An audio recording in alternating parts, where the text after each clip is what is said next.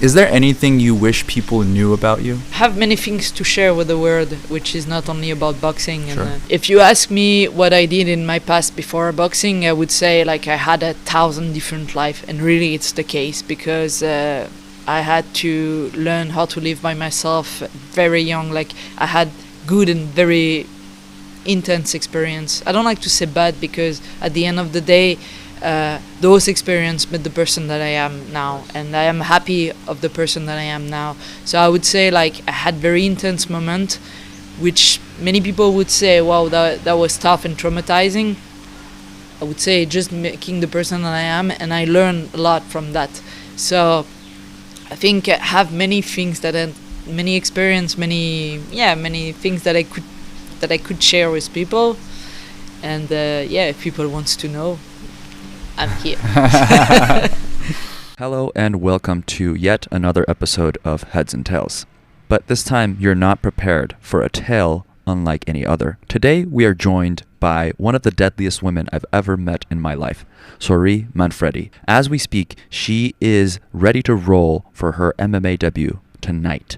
I had the privilege of welcoming a force to be reckoned with on the podcast, a woman whose prowess in the realm of combat knows no bounds. It's evident that her opponent stands little chance against her. She's in for a serious whooping in a few hours. But Souris is more than just a fighter. She's a captivating individual with a narrative that spans continents and defies convention. From her upbringing amidst the picturesque landscapes of the Swiss-French border to the adrenaline-fueled escapades of punk music revelry in Romania's abandoned quarters, her life has been as diverse as it has been daring. Yet it's in the ring where Souris truly shines, dedicating the past decade to honing her craft with an unwavering determination to assert her dominance. In our conversation, we delve deep into the essence of passion, the swiftness of our reactions to life's trials, and the profound significance of aligning with partners who share our fervor and celebrate our triumphs as their own. Emotions, both within and outside of the confounds of the ring, serve as a poignant backdrop to Souris' tale, offering invaluable insights into the human experience. From the art of combat to the timeless wisdom that resonates with every soul, our dialogue with Souris promises to be an enlightening exploration of life's most compelling facets. So, join us as we embark on a journey with Souris Manfredi, a journey that transcends boundaries, defies expectations, and leaves an indelible mark on all who dare to listen.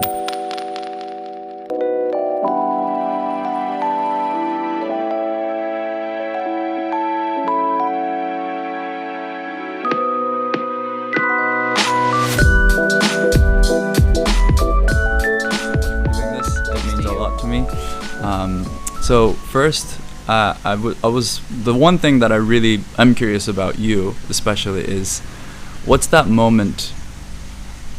Can you tell me more about this moment of when you decided that, okay, I'm going to do this for a living, like fighting for a living?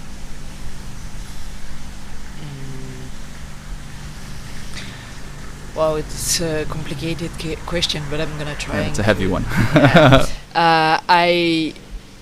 I never really thought like I'm gonna do that as a living. You must understand something about me is that I decided very young that I would not work. I would not have like a normal life.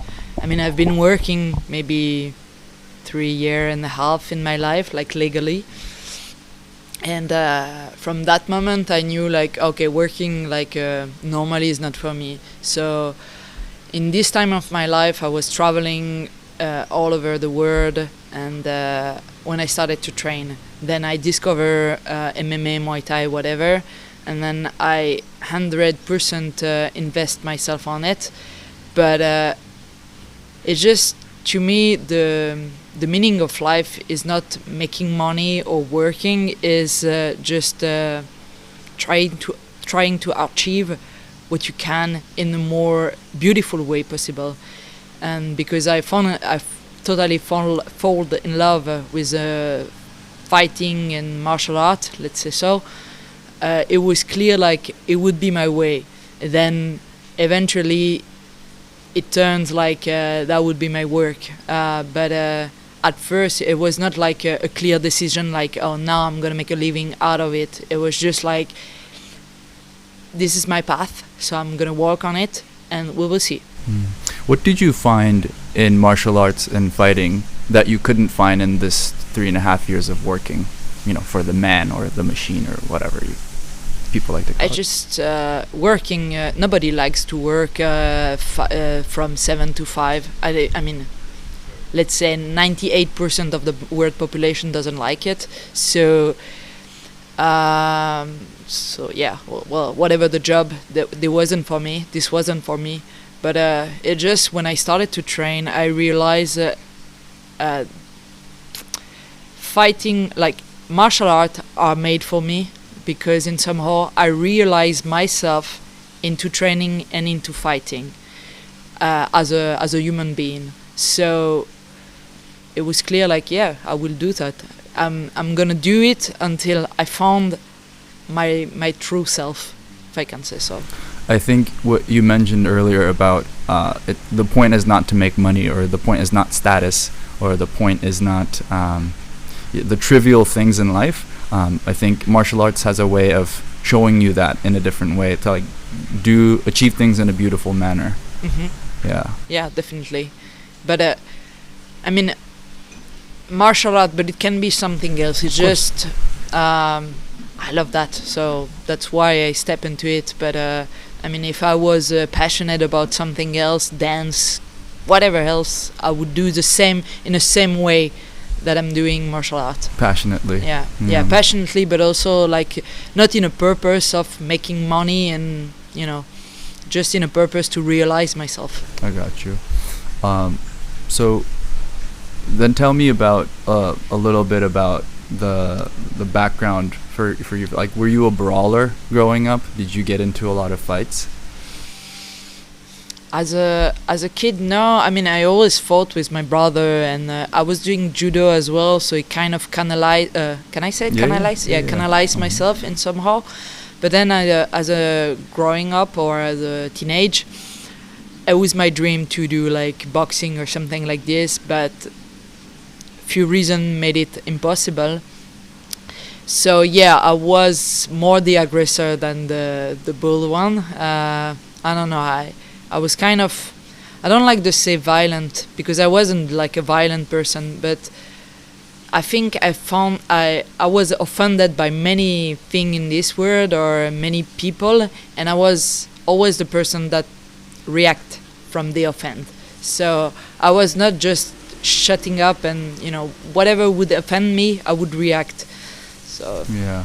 So it's like standing up for yourself in a sense. Yeah, totally. Or for my right, or myself, or Did you find yourself doing that for other people as well sometimes? Sometimes, yes. Yes. And how does it feel once, you respond to this with, whatever artistic expression that comes to your mind, channelizing through your body? How does it feel to respond? Just, for me, it feels like the right answer.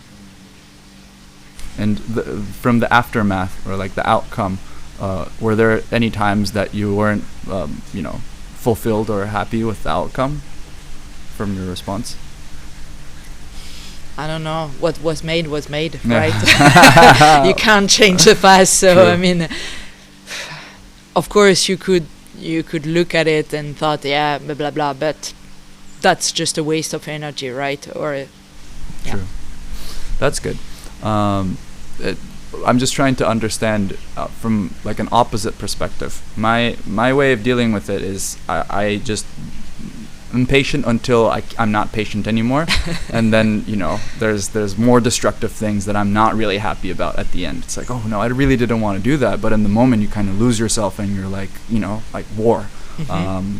So maybe to react a little earlier is actually better. But it's funny, I think as far as I remember myself, and as far as my mother or my parents told me the way I was acting, even like as a baby, they always say like I was reacting right on the moment, right? So, and I never really perceived myself like the one that was making trouble or something. Sure. But I must say, like recently, I noticed that maybe as a teenage, I was this kind of teenage girl, but I noticed that I always reacted right on the moment. Like, if something pissed me off or offended me, like I am reacting on the moment and not even thinking. It's just like Reflex. it's like when you turn on and off a light. There is just one millisecond. I don't know. It's the same about me. So maybe I never really think about it. Like it's just the way I'm reacting naturally. Yeah. Think about one of these moments and take me to one of these moments in your teenage years when you had this incident with someone. Just give me a little bit of background and why it happened that way. But maybe I can tell you why it makes me react, why I notify that I am a person that reacting like this. I was talking with few friends lately, and I was like, I don't understand. Like apparently I'm someone that I have fire inside of me. And then I noticed that even when I did pass my last exam, which was as a physical trainer, like a PT,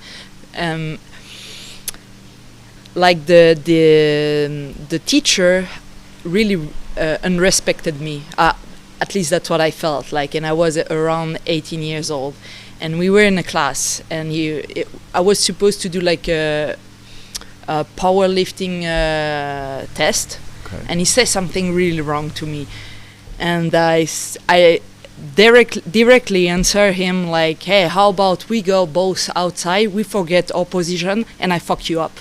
Ooh.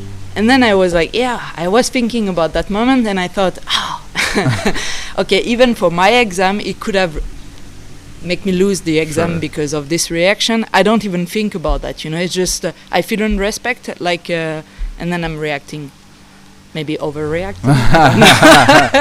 But thinking back to it, do you think it was like he deserved it? Yeah. Like objectively, like Yeah, you're thinking yeah. about the moment again. Yeah, because he was using his position as a teacher to talk to us, like really like we were nothing, and this is really something that from my, as far as I remember, I hate when people do that, and if I really felt like this guy was not respecting us just because of his position, just because he can, and I thought, okay, but you know what? You are just nothing to me. I was already a boxer, and I was like, I can fuck you up the way I want if I want. So how about we go outside? That's why I say that. I love that because it makes me think about, now that you're talking about it more, it makes me think about a wise friend once told me, if you don't react to a shitty behavior, you're actually adding to that shitty behavior. Because if you don't say anything, if someone else doesn't say anything, if their mother and father, obviously, they didn't say anything, that's why they're displaying this undesirable behavior, you're adding to that. Yeah. So in that sense, I love that. But at the same time, like you kind of have to think about how it makes you feel inside. Feel good, man. You're right. I mean, you know what? Like everybody was shocked in the room when Sure. I say that. Like, but. And if he would have answered me, yes, let's go out, I would have been so happy because, I would have been able to change the position and to say, from the position of being like a student, I'm kicking your ass, fucking teacher. But then, I don't know, another teacher was just shocked and he blah, blah, blah. But just the fact that I can answer him that's enough in somehow, because not only about courage, but it's also show to other students, hey, you can just refuse that people talk to you like this because there is no need. I mean, there is no need. It doesn't gonna push us better if you try to humiliate us. Right. It doesn't shape. Unless for this person, for this teacher, he might feel good at the moment he was like saying many bullshit to us. Like maybe he felt like the king of the room. But then on the moment I say that, he was not anymore the king of the room, right? He was just like normal fucking asshole. I don't know. Yeah, no, like you're making him think about his asshole ways though, and that's the most important part of it. Yeah. Depending on how, I always think if someone's treating you in a negative way, it's generally their problem. They have a bad marriage, like a shitty relationship with money, like I don't know, but it's because like they have some work to do inside. That's why they kind of admit this. Okay, so how did you get into the sport though, formally? I was living in east of Europe, and at that time I was traveling, but then I had to spend the whole winter time in Romania. Actually, before you move on, did you grow up in France? Yeah. Can you tell me a little bit about how is it growing up in France? Can you be more specify about the question? Which part did you grow up? How does it compare to other parts? And what was school like? What was your day to day? That kind of thing. So I grew up in the middle east of France, near the Switzerland border, where it's very cold during winter time. It used to snow a lot. Oh. I love that. Oh, yeah, nice. Did you go skiing and stuff? Yeah, a bit, nice. because it's still expensive. Sure. And I don't come from a very rich family. So my childhood was really good. We grew up in a shitty neighborhood, but still, it was very good. I mean, I have very warm memory from it. And then you mentioned your brother. Yeah, with my brother, it was very warm. And then I don't know. I grew up way too fast. Something I don't know. I had some very clear. How to say? I think I kind of realized things very young that normally people realize when they are like 20 years old, something, which makes me think like, okay, the way you all live in this world doesn't make you happy, so I'm not gonna be a student, I'm not gonna be a wife, I'm not gonna do anything. But this was so young, like around 8 years old, something. So I started to be a problem child. So because it was very clear in my mind, like no one is very happy around me. So, and I can see that it's in link with the way they live. So I will not do the same.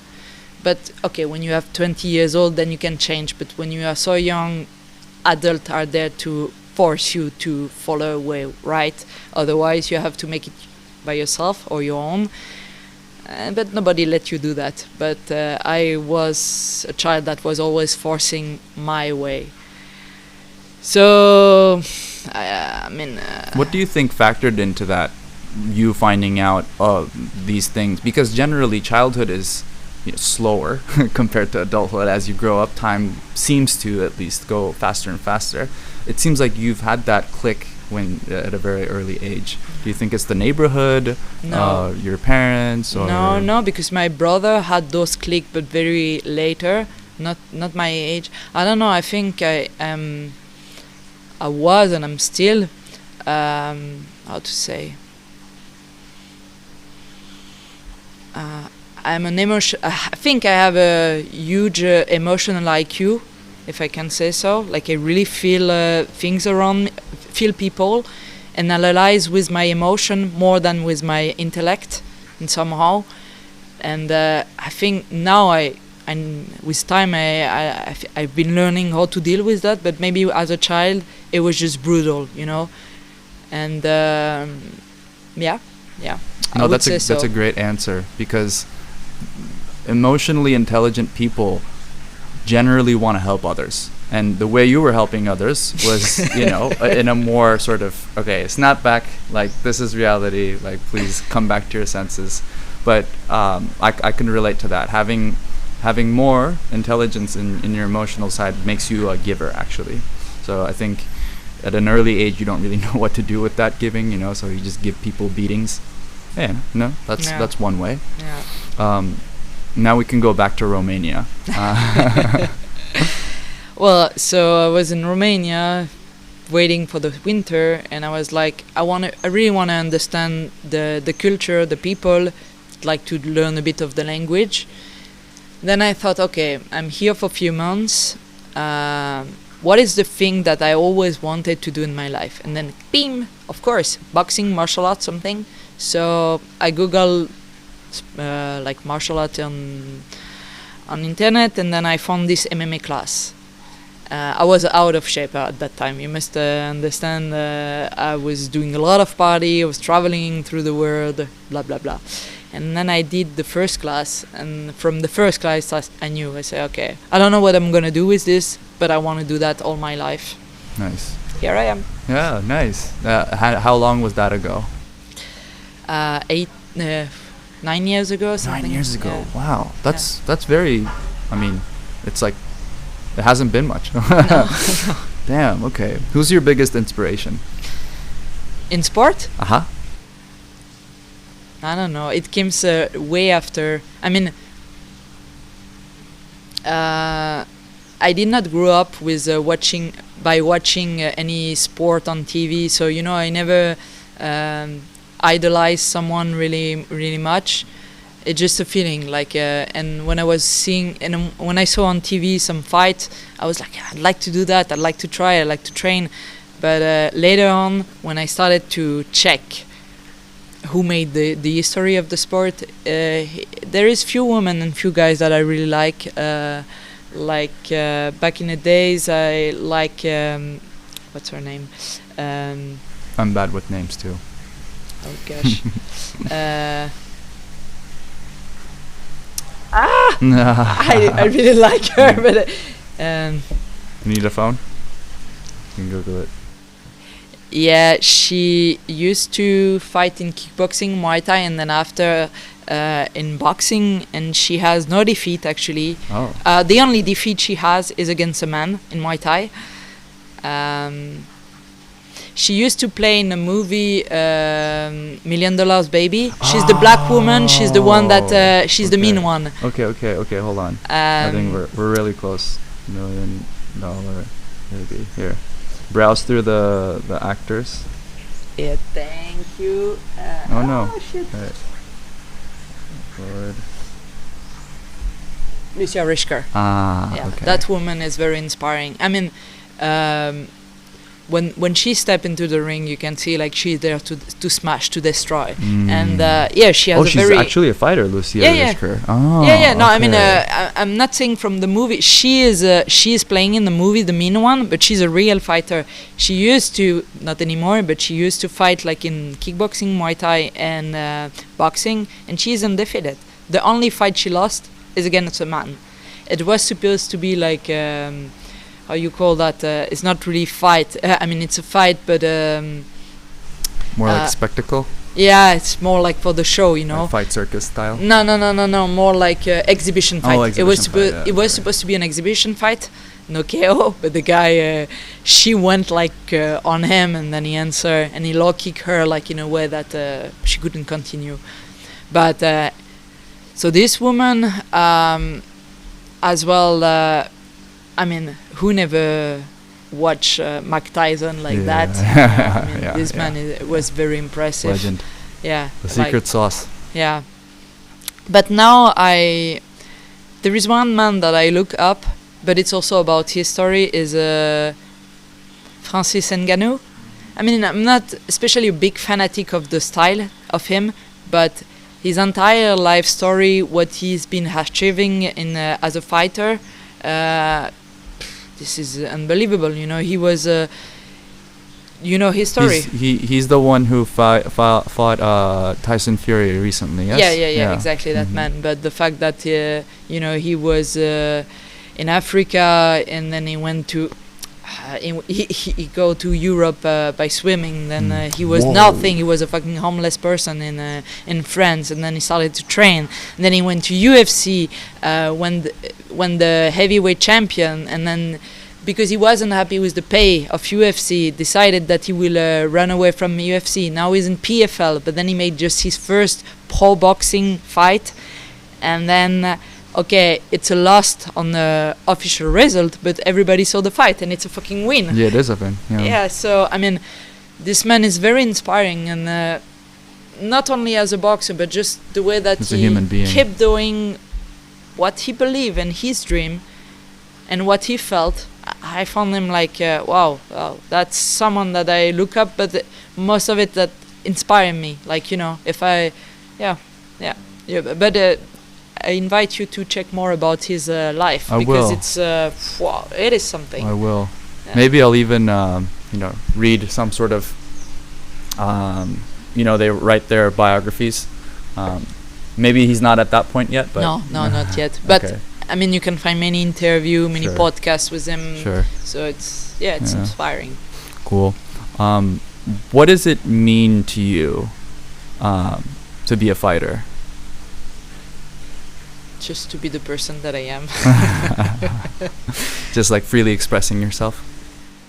It's just, I don't know, when you discover what you're made for, it just makes sense. And I don't know, as I would, I never really understand, like, let's say you are homosexual and you need to scream that on the top of the word, like because if it's really what you are, you don't need to scream, or I don't need to say loud and proud that I am a woman, right? Because I am. And this is exactly what I feel about being a fighter. It's like a fighter doesn't need motivation to, be healthy. Oh, being just fighter? No, you don't need. I mean, unless you kind of play a role. But I don't play a role. It's just the what I am. Yeah, that's pretty cool. That early on you had this sort of background of, okay, I'm gonna put people in their place because no one else is doing it. Looks like someone has to do it, and then that sort of beautifully transitions into the technical, and then you start training. And tell me about the training sessions in Romania a little bit more. I'm curious. How does it compare? It is funny. At that time, Yeah, it was funny at that time. As I say, I was out of shape, and I was a traveler, and I was into the punk community. So, okay, now I have long hair, whatever, but you must picture myself with a lot of piercing, with a crazy hammerwalk haircut and stuff. Tell me a few of your favorite bands from that time. I like a few bands in France, but I love the Spirit of Berrurier Noir. Yeah, it was very cool.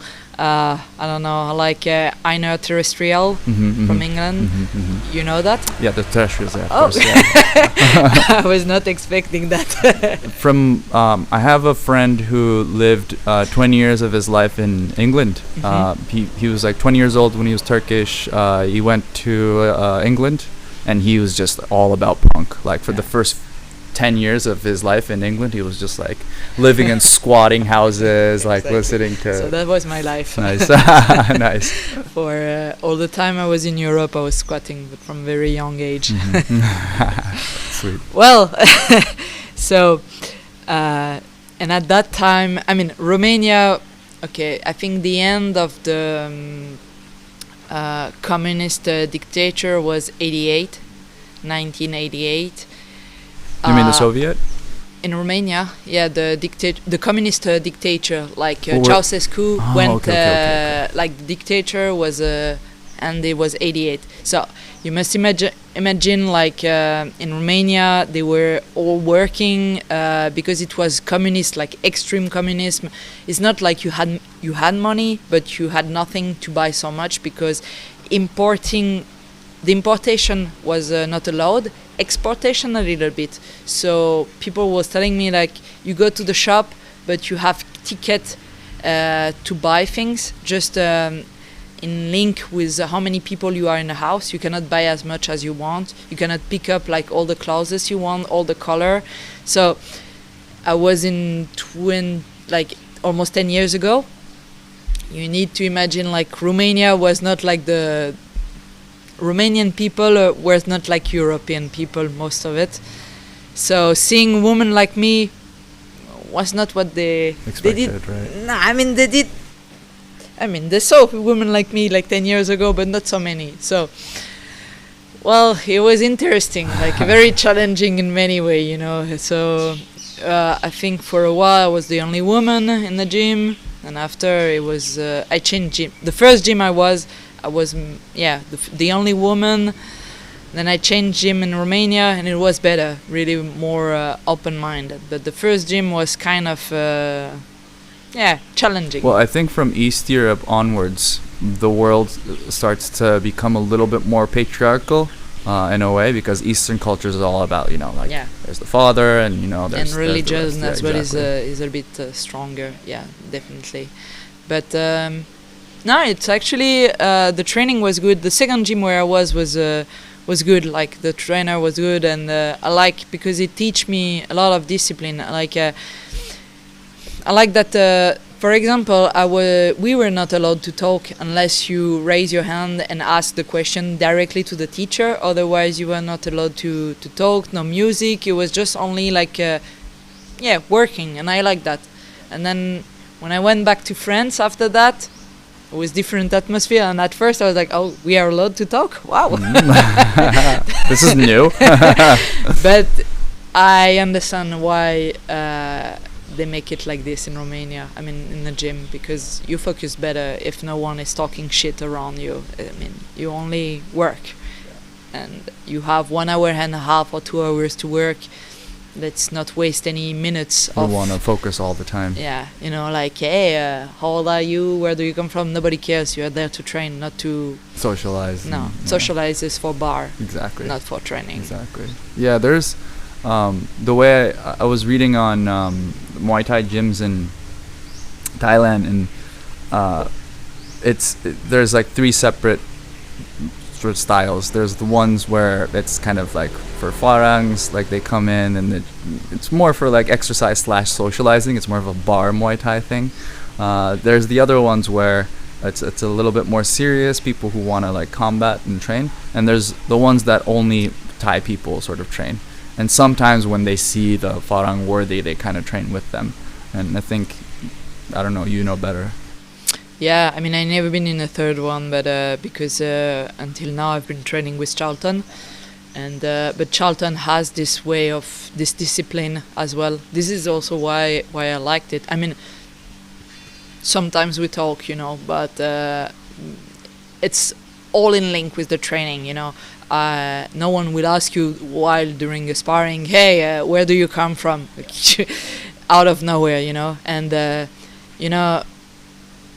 sometimes it can be rude, but even like I think the last time I trained in the gym here, while I was clinching with someone more beginner than me, and he asked me something and I answered just about clinching, and Charlton was like, shut the fuck up, we don't talk. And I was like, yeah, right. And then, but I like that because, again, for example, my Romanian teacher was saying always like, hey, you know what? Why I don't want you to answer even to beginner, because the best answer coming from the teacher, not from the student. Because still, you are still a student. Even though you are a professional or whatever, you are still a student to me. So if anyone has a question, it's from the teacher. The answer should come. And it makes totally sense because... And you're in this sort of, like, you're in your body, and you can only see, what they can see, like, teacher can see better, yeah. I feel like. And it's like, if I answer as a student, then I'm wasting my time of training to answer you.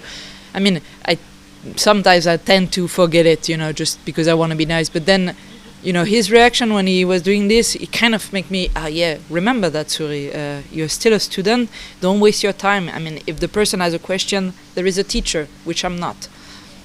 So, yeah. And can you tell me more about how you met Charlton and how that kind of... Is he the longest trainer that you have? Is he the person you trained with the longest? Yeah, he's the longest trainer I had. We met... Well, I'm training with Charlton since 8 years now, something like this. Yeah, it is a lot, actually. So at that time I was a bit in France, and I knew like, okay, this is more or less the last time that I'll live in France. So I was looking to a place where the trainer is technical, can really push me hard, and where I could fight as much as I wanted. Because in Europe back in the days, like 10 years ago, it was very complicated to fight for a woman as often as possible. And then someone advised me Charlton. So wrote him a message. A few days after, I was in his gym, and then I never left. Wow. Yeah. Crazy. So you didn't start here though. You were at the gym in Lo chiamo. The one he inherited from his teacher, and then he kind of changed it. Yeah. Yeah, that one. Nice. How was it training there? Was it Hard. intern? Yeah, Hard? Yeah, like no one could believe it unless you witness it. Oh God. But it was amazing. Like, sometimes you realize where you are by going somewhere else. And so I was in Phuket for MMA class, and then I realized the level that I have of my boxing, kickboxing, Muay Thai.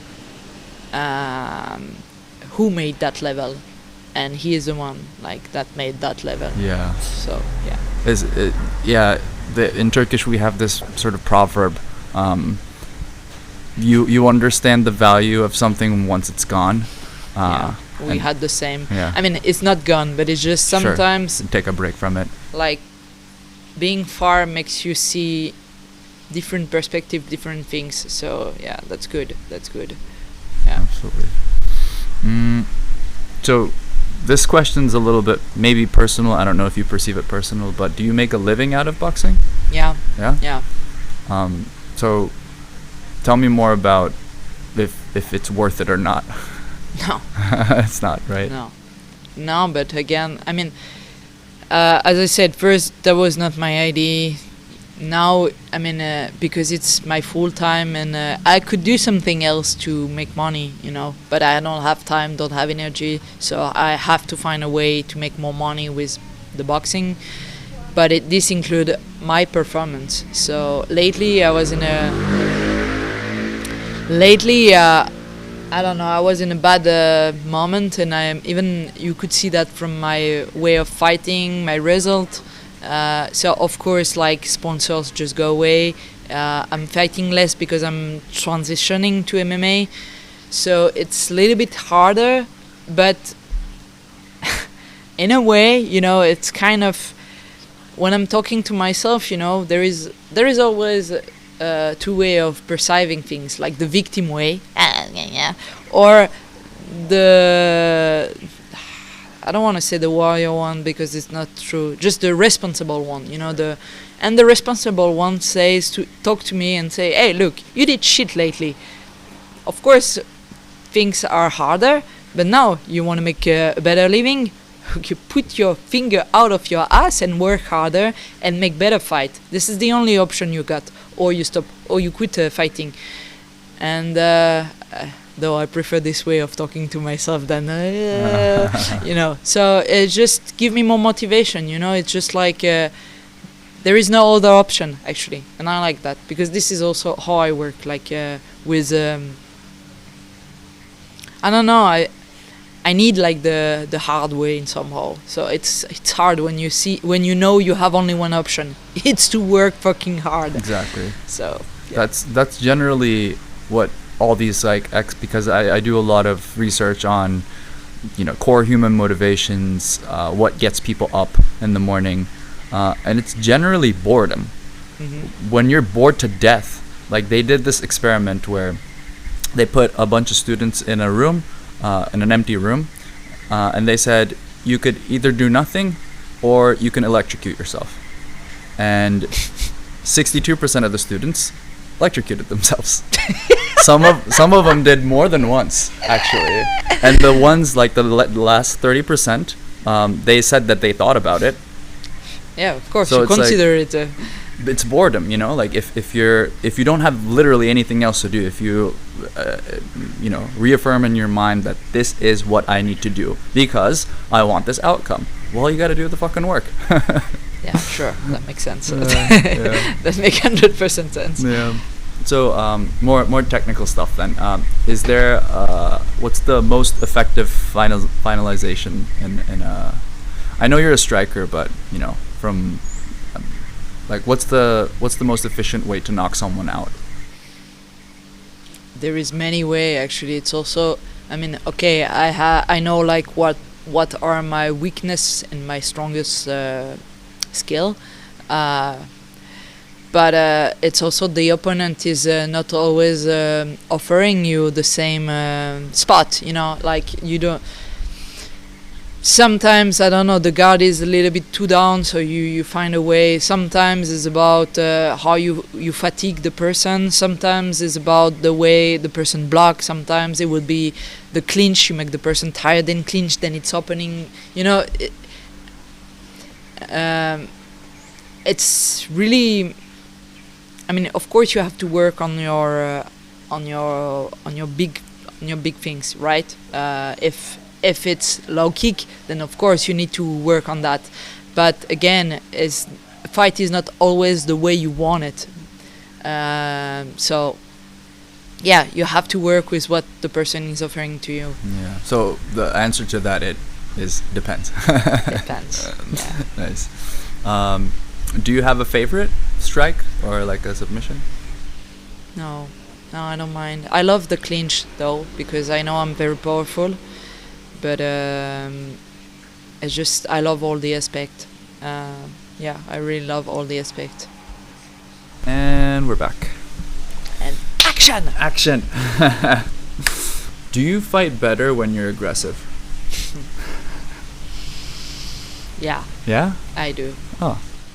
But I would not say that it's something that goes well for other fighter. I'm just...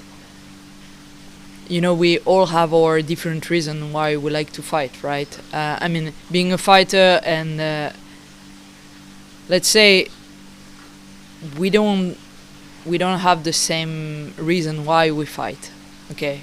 Why we are a fighter, and maybe some can be close, but you know, maybe on 200 fighters we have 200 different lifestyle, right? 200. Trauma, 200, whatever. So I would say I personally need. It's a mix between being in peace in myself, but being fucking aggressive. I am an aggressive person. I mean, I know when we talk like this is not how you perceive me, and right now I'm not aggressive. But as I said, yeah, I just need light that. Switch. Yeah, like. I'm not like someone who would lose the control for no reason, you know. It's not suddenly I'm just gonna break the microphone and I'm not that. But if you really, again, if I feel offended in a way or another, it makes me crazy. And somehow Charlton understand well that. That's funny you say that, because when I was talking to him, he mentioned that emotion. Well, aggression is not an emotion. It's kind of more of like a level of consciousness almost. So that's different. But he said generally when you're angry, it doesn't serve you well, because you kind of pigeonhole yourself into this one, you know, emotion, and you can't really. He said it doesn't help. No, but there is a difference between being angry and being aggressive, right? I'm not going. I mean, I've been in fights where I was fucking angry and mad for a reason, and you know, I was just picturing my own shit on my opponent, and I was like, I'm gonna just destroy you, not you as a person, but you as my fucking problem. And I mean, it works for me to do that, but it's just as well sometimes. I mean, it works if I put my own problem, my own shit on the person, like on my opponent. But if I have something personal with my opponent, and it's really like anger, like I have something against you, yeah, I kind of, how to say, alter my vision, you know, like I'm focusing on things that I should not, or only on one thing.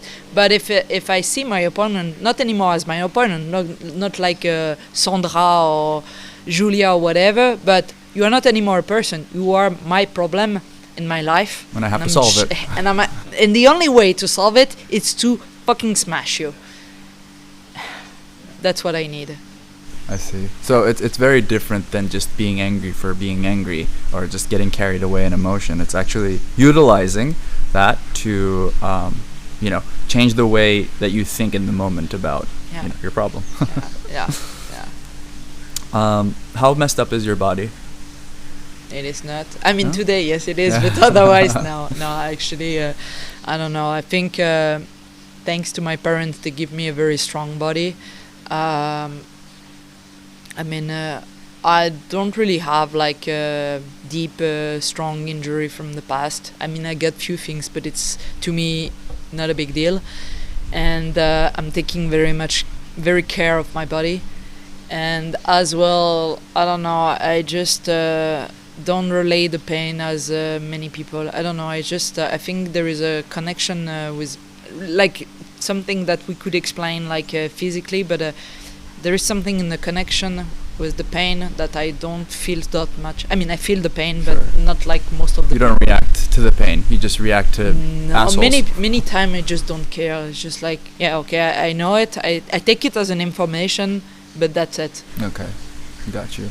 It's actually important because I like to try a lot of different sports. I was playing basketball in junior high school, pretty good at it too. Then football, it's like a national sport. I'm sure in France it's kind of similar. I did rock climbing. That was really, really fun. I actually want to do it more. But since I didn't know much and I was only training with the best, like I only had access to people who were, doing some gravity-defying shit. So I was trying to keep up with them, and it was good in a way because it got me from the beginner to intermediate really fast. But in that process, I fucked up my knee. So it's kind of important for the rest of us who, are trying different things to be careful, I think. Yeah, definitely. But for you, it's like longevity, and I mean, you obviously know when it's not good to continue. Yeah, but I think my mom really gave me my mom, my dad, my parents gave me very strong genetic, and I don't know. Yeah, I think it's really in link with this. Yeah, super durable. Yeah. Yeah. Nice. So let's talk a little bit more about Charlton. What role do you think trainers play in fighting career? I can't say for other people, because some people, they just change coach in gyms over and over and over. Some needs like a dad figure. I don't know. I can talk me.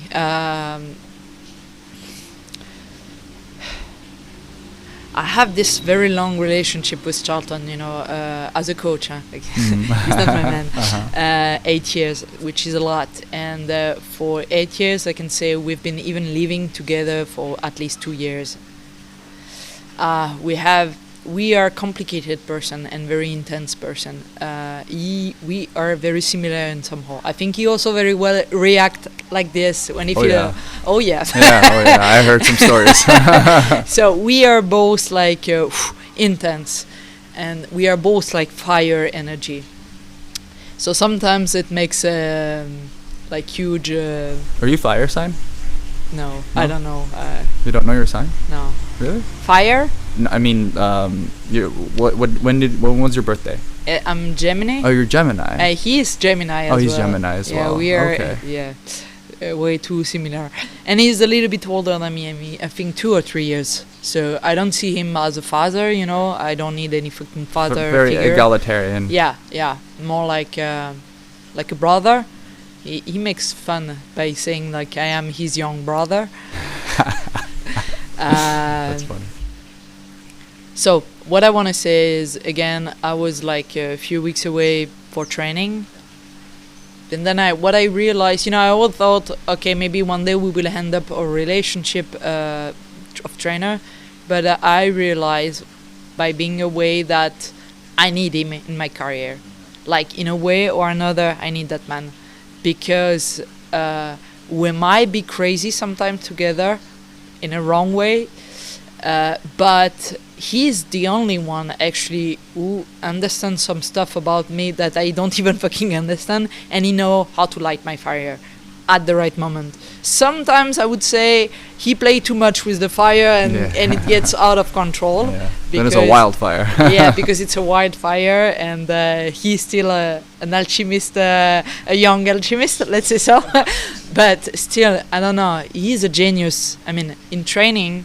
Oh, his fight IQ is just out of this world. I've never seen anyone direct some people, because when I'm training, it's like I'm just observing. I'm not training that much. So I'm just trying to soak up this past month, just like looking at you and how like these like millimetrical sort of like corrections. Yeah, millimetric. And it's like, whoa, like he really seems to like kick harder. Like it sounds more, you know? No, he's a genius. I mean, I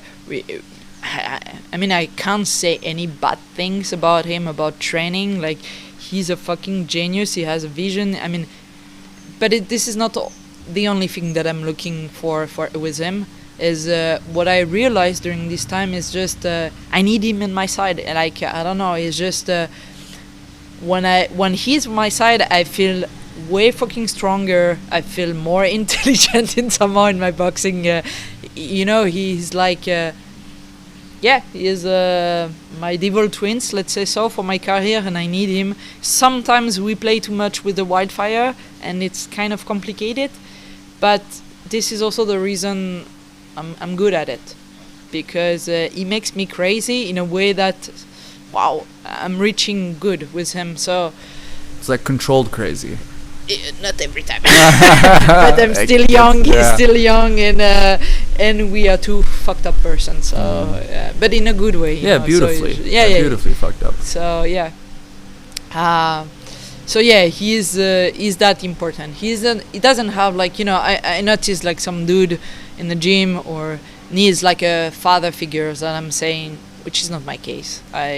I don't want that in my life. I don't see him as a fighter, my father, my brother or something like this. I don't know. I see him like, you know, we always have two voices, like the good and the bad, you know, but he would be like the good devil that brings the best out of me. Yeah. If you could have one dream fight, who would it be with?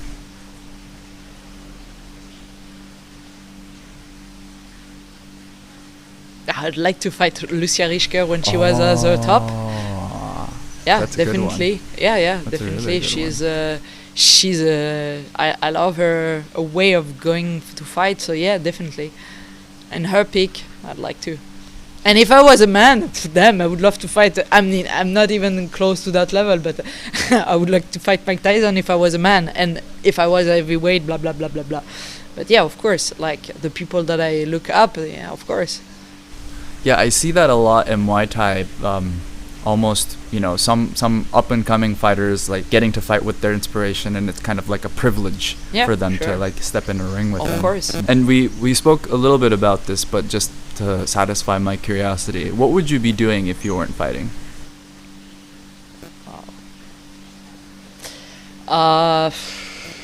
I'm not gonna lie, maybe if I would have continued my lifestyle when I started martial art, I would be a fucking alcoholic person and drug addict.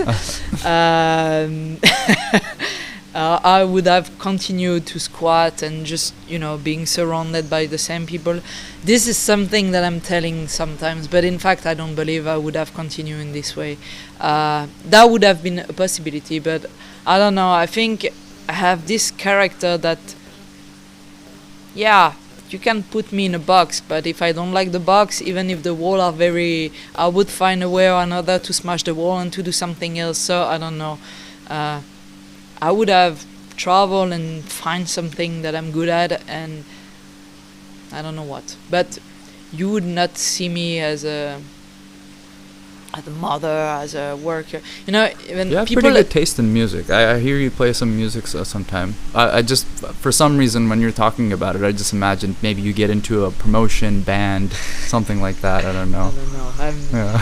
But no, I think I have no idea. But there is one thing that I love to do is exploring the nature. So I think I Some would good have. hiking in Phuket as well, I saw. Yes, a bit. Yeah. But Thailand is easy. Yeah. Now maybe in alpinism or something, because Mhm. this is the only thing. Like, if you ask me, what do you want to do after your boxing career? I'm like, I have no idea. I mean, today is today, tomorrow is tomorrow. Maybe tomorrow will not exist for me. So, but alpinism is something that I'm thinking like, yeah, I'd like to try. Not as a job, you know. I'm not saying like I want to be a guide or something. I'm just saying like, well, it might be something to climb a fucking ice mountain, or you know, some. It's fun. It's You did fun. it? I didn't do alp, but I can sort of understand from rock climbing. It's something else. It's really like, as soon as you touch the rock, it's like, it's kind of like fighting, but you're fighting with yourself. Yeah. Yeah. So yeah, but I like the winter. I really like winter. Alpinism. If you go like over a certain meter of mountain, then it's ice and snow. So I would love to discover that. So maybe I would have go in that direction, because except squatting and doing some politic stuff, I was as well spending time in nature, because that's where also I feel I belong the most. So Yeah, I mean, alpinism, or I don't know what they refer it to as. In the climbing community, that's kind of like the pinnacle. Like, if you want to be a mountaineer, there's a few things that you need to know. One is how to climb rocks. The other one is how to climb ice. And the last, skiing. I think skiing is super important too. I'm not sure, but maybe they've added like parachuting and like falling. yeah, that might make sense. Yeah. Yeah. So, but like the ice climbing is sort of like the pinnacle. Yeah. I mean, if you want to climb the highest peak, you need that, right? Yeah, exactly. But it's very scary. I mean, yeah, I like that. I'm gonna show you a video of this one guy. He was just like trying to climb, and the whole ice piece just falls down. But you have an anchor, obviously, it holds you down. But sometimes you don't. You try to give me motivation for the future. Yeah, come on, we're rooting for you. So nature is one thing, but do you have any other activities you like to do to get your mind off of fighting? Maybe especially around like if you have like a fight. I don't know. I like many things, you know, but as again, that's more the way I'm living. It's today is today, tomorrow is tomorrow, and I can try to visualize myself tomorrow, like after boxing, but I don't know, and I don't see the point of doing this, because I kind of, first it makes me scary, and I feel like it's a waste of time, because for what I experienced until now, it's never going the way you think it will go. So why?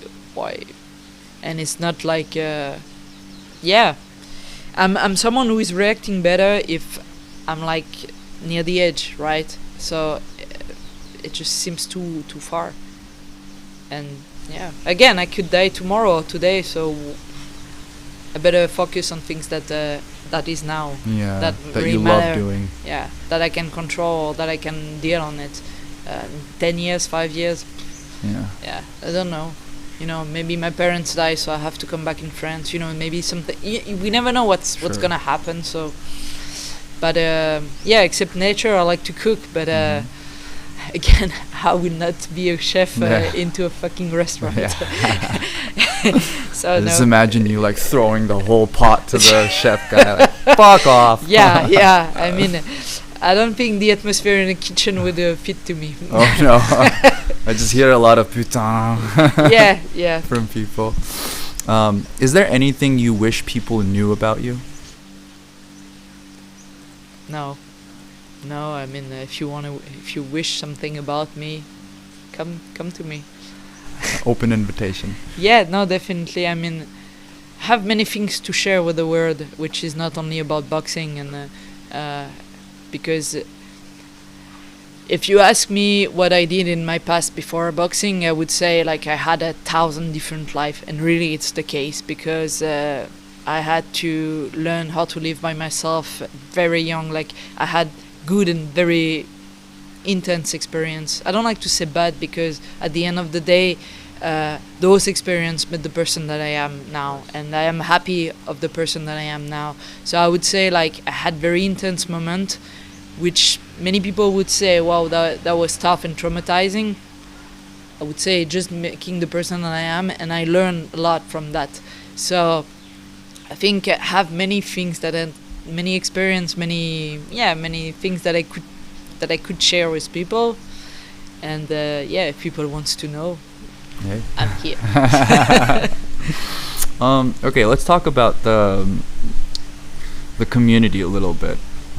What changes could be made to, maybe MMA, maybe some other tournaments that you've been into, in terms of organization, that you've attended? What changes could be made to these organizations to make it more fair? So maybe organization are unprofessional. So I always been professional, on time, on weight, ready, whatever. But I found many organizations being unprofessional. Not to mention most of the promoter in these scenes are piece of shit people. Yeah. It seems. I'm not saying all. Afar. I can mention few organizations and few people in this scene that are gentlemen, but I can say most of the organization I fought, and again, we could say, what's the point of respecting each other, right? I'm doing my job, but that's not the word that I want, so I don't know. It's just, if you had, like, being unprofessional, being, like, acting like a piece of shit at the end, it's just a little bit too much. So I would say just, I'm not saying we have to be friends. I don't want to be friends with no one in this scene. I'm a fighter. I'm not there to be friends with any fucking body. Like, even Charlton, he's my friend, obviously, but he's my coach, first of all. He doesn't have to be my best friend. My partner, they're my partner. When my career is over, I bet we will never see each other again, rarely, So I don't want to be friend with anyone in this business, but I want to be fair, square, professional, which is very often lacking. Yeah, lacking. Like, really. Is it because of the money, you think? Yeah, of course. Why not? Why? And also, I think some people, they believe that organizing something is just a piece of cake, and then they don't see through all the little details that has to be taken care. I told you I was in a squat community, in a punk community. I did in the past organize few punk festival, or I was into that, and I already saw. With my little knowledge. It is something that I noticed even at that moment. People are just flying or tripping, like what it means to have responsibility, what you have to take care, and what you have to look. Every details is fucking important to make a big thing. So I would say also people just sometimes trip about organization. They underestimate the work that needs to go they into these things. Again, means they are not professional. If you are professional in your business, you deal with every little aspect. As a fighter, I'm always on time, I'm always on weight, I'm always ready. That's the only things you want me to be as a fighter, right? But it's a lot. But if I'm coming late, the show is, the public is not happy. If I'm not on weight, my opponent is not happy, maybe the fight will not happen, and the fan will not be happy. If I'm not ready, that means I make a shit fight, right? It has a lot of consequences, like on only 3 aspects. So organization is the same, but it's many aspects. So yeah, you're one individual. They're like trying to pull together hundreds of individuals to make something work. Yeah, that's a really good point. You mentioned that BKFC. I tried to not take it as like this priming, before I go into it. I really tried to just be super objective, and I kind of forgot that you even, told me about like, it wasn't my favorite, and I truly just felt like just walking into the place, like with the Ferraris outside, like people all just dolled up with their Tom Ford oud. Like everyone's just like for the spectacle. It had nothing to do with the fight. Well, I mean, obviously the main event is like you watching two people fight, but the atmosphere of it was just like, you have people eating in front of, and then they're like watching and eating at the same time. It kind of felt like that Squid Game or like the Hunger Game or something like that. Yeah, but again, I would, as I advises you to first is to go as well in a big Muay Thai stadium to see the differences. Yeah. No, Thursday, I checked it out. It's very, very different. It's like there's more rooting for both sides. It's for the art. It's like, okay, one guy gets a good punch, whoa, the other guy gets the good punch, whoa. Like there's no separate. No one's rooting for anyone really. They're just rooting for the sport. But I mean, rooting for someone is good, but it's also, I think people in those stadiums are more passionate about the sport. Like I believe in, for example, bare knuckle, BKFC, whatever, or sometimes in MMA as well. People are just less passionate about the art of the sport, so the atmosphere is obviously different. And me, I did prefer I do prefer like when people are passionate, because they understand better all the every things, like in the stadium of Muay Thai, this is where I found that, but as well in a BGG competition, that's where I found it. Like, because you don't go to a BGG competition if you don't understand the rules, if you are not, but you would see people rooting for the team, for them team. But even though people are really passionate about the sport, so there is a kind of respect, or an atmosphere, like, which is nice, which is not like, as I told you when I fought in BKFC, this is the only time I heard like a comment from a fan which was very nasty. And sometimes you hear bullshit, but that time the guy just kept screaming and yelling so loud, and for a while, like, kill that fucking whore, this whore, kill her, Souris. And I don't know for how many minutes, maybe not minutes, but but it really makes me, oh, come on. I mean, even me, I was thinking, come on, that's not how you cheer up someone. And probably American. Or French. Or French. Yeah, no, I had the same kind of experience. Just hearing people just shout some nonsense that's not really helping. Like, they don't even know the fighter. They don't know, like... Yeah, it's just bullshit. When starting in the sport, did you ever anticipate the fans being such an important part of the job? No. No, but I think it's about why you are fighting for. I think for all these years, many people asking me, why are you fighting for? Is it for your own legacy? Is it because you want belt? Because I understand. I mean, I must be honest. Of course, there is part of it, but that's never been my own reason. So I understand when people really wants to build them legacy, wants to put them right on the storyboard. I understand why fan is they also look for that, but of course it's nice to have people that cheer you up, to have fun, to have like fan base or people that follow your fight, of course, because it gives you a lot of force and strength. But that's never been my main reason. I mean, first success come, it was not what I was looking for. I never thought about that actually at first. I was just like, hey, I like to do that, so I'm just gonna do it. Things change a little bit, but yeah, that's still have to figure out. But of course it's nice to write your name on the history. Of course it's nice to have belt, but it's never been the main reason for me. And I think the main reason is just because I love that. And it can be a front of 1,000 people, but it can be as well a front no one. I don't care. I mean,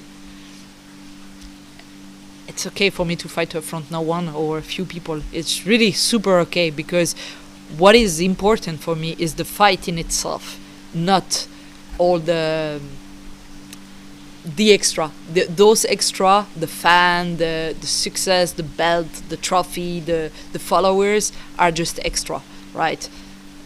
But that's not for me the most important. Do you feel like you're in the moment more when you're like seriously fighting someone in the ring, like you're slipping? Yeah, of course. Yeah. It's like I mean, you ask every the- fighters yeah. when they are not 100% in the moment. Oof, it's hard. It's like really, the it's hard. eternal now, just like raining on you. Yeah, it's hard because you don't see things coming the way you should see. So sometimes it wakes you up, sometimes it makes you sleep. Yeah. Waking up and sleeping. Those are the two states. Do you feel pressure to set a good example for others, or is that none of your concern? Is it something in your mind when you're fighting, when you're training? Do you feel the urge to be a good example? No. Like you mentioned, like I'm on time, I'm on weight, like No, it's just it's not your concern. Other people, obviously. No, I'm doing what I'm doing for me. It just I have this friend. I was with him in Phuket, and he's someone that is not on time. Right? He's always late, and but he wasn't late with me. I don't mind, but we had this conversation. He said, "Oh, but you're not late." I said, "No, I don't like to wait people actually. And if we have an appointment, if you are 10 minutes late, I'm not gonna send you a message. I'm not gonna say anything. I'm just gonna fucking move away because you've been 10 minutes late. Okay, good for you. I'm just passing to something else." And it's just if you expect something from me, I like to deliver what you are expecting. Not late, not with 2 kilograms extra or whatever. If you expect a fight from me, I like to deliver it just the way it should be. So it's just I like to do things like this. Just if you ask me to cook a chicken, I will not cook a fish because you were expecting a fucking chicken, right? So I'm not gonna say, yeah, but I think the fish is better. No. So it's everything like that. It's very basic. Okay, I was just curious if there was not a sense of responsibility, but more like be the change you want to see. Like we talked about, this for Yeah. sure. Yeah, sure, 100%. Yeah, it's like. But it's kind of something that lead my life. Like, don't expect anything from anyone. You have to be your own example. You have to, but you don't do it. I mean, I don't do it like thinking, yeah, I'm gonna be the example. No. Again, I'm just doing it because it makes sense, right? And if I can say so, like. When you see a trainer who is fucking fat, like look at like a fucking cheese under the sun. If this coach is like telling me what to do in a very hard way, I'm like, yeah, when did you start? You know what I mean? So I can't take that person serious. Yeah. Because it's like, yeah, when did you give up on life? Yeah. So I would say if I'm doing something, I have to do it 100% right, because otherwise who am I to say anything about it, True. True. So yeah. That makes a lot of sense. So would you have any advice to give to aspiring fighters, especially females, that it doesn't really matter who want to kind of pursue this professional career in fighting? Follow your heart, that's it. I mean, don't listen anyone, and be aware that this scene is a fucking shark scene, so be well surrounded from the beginning. And really be aware of what you're getting yourself into. It's yeah. not pretty, it's not glamorous. No. And again, I think that's the things I've been learning with growing up. At first, younger, I always try to build relationship, friendship with people, with who I was working or doing project. Now I have a completely different way of thinking. Is like, we do the things. If friendship comes over, good. Otherwise, I don't meet people, I don't make things with people for being friends. Never. Because that's not the way it is. I mean, you don't want to be a fighter to be surrounded with friends, right? You want to be a fighter for whatever reason, but the friendship things should never be a reason or a target or whatever, because it's a work, it's a business, usually you don't make a business with your friend, with your closest friend. It never works. So yeah, we need more of that, really. I think that's one of the most important things I heard this year. Okay. It's seriously, the more you get into, secondary stuff, when you have like this primary relationship, like it could be your teacher, it could be your student, it could be your parent. Like, your parent's not your friend. Like, no. Sure, it can be, but your parent's your parent. Yeah. Or your sparring partner's your sparring partner. I don't know, like I think whatever primary reason brought you together in the first place, that should be 99% of the relationship. And if it changes for the more personal. But the thing is, I think the reason why we younger and thinks we have to build relationship or friendship with people is because we believe that the only people on who we can relay is friends, except family. But in fact, it's wrong. I mean, to my experience, like, the best people I could relay about my career or about what I want to achieve is not with friends. And it's always been fucking disappointing, because there is those emotions with friends that sometimes because you're afraid to lose your friend, you will advise the wrong way, or because you're putting your own vision of life in your friend, so you advise wrong, or you know what I mean. So I think the best actually people you can relay for your future, for project, are not your friend, are partner or whatever, because they have more objective and vision, and also because if you succeed, most of the time they will succeed, and this is the key. Friends, many, you don't know if you don't really know if they really want you to succeed. Yeah, you don't know their hidden motivations. No. Yeah. So I think again, one of my advices, if I would meet someone my youngest, I would say avoid a friendship in business. Whatever you're building, avoid friendship. That's not important. Friendship is something on the side, or that comes sometimes. It can come and it's nice, but it shouldn't be like the first idea. Yeah, that's beautiful and useful. I mean, for a lot of people, like, that's, I don't know about French culture that much, but in Turkish culture, it's very, like, you need to be chums, like, and you can see it if you go to a government building. It's like, oh, I didn't have my breakfast yet. Oh, I didn't have my coffee yet. Oh, I'm just making chit chat, and like the place opens at 8, but the first appointments they take is like at 10. It's like, well, I mean, and then 2 hours later they have a lunch, and then it's like, okay, friendship is more important than like getting business. My freaking documents in place. Yeah, apparently. Yeah. Oh. One last thing I'm really curious about is why are you called the mouse? This is the most boring story. I love it. I love it now. No, but especially for fighter, they have like the beast, which is nice, huh?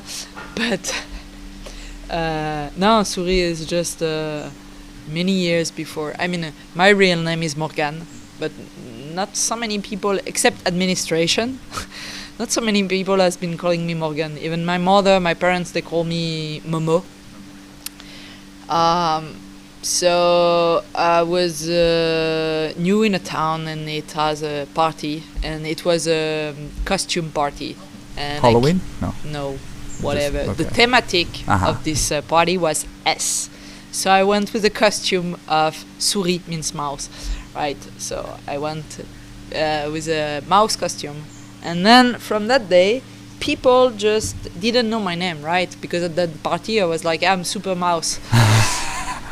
And after that, they started to call me either Super Mouse or Mouse, and I don't know, It just stuck. it stuck because I don't like when people call me Morgana. It sounds like, okay, I did something wrong. And they're calling you to the principal's office. Yeah, exactly. And I don't know, in Thailand, it's kind of hard for them to say Morgan.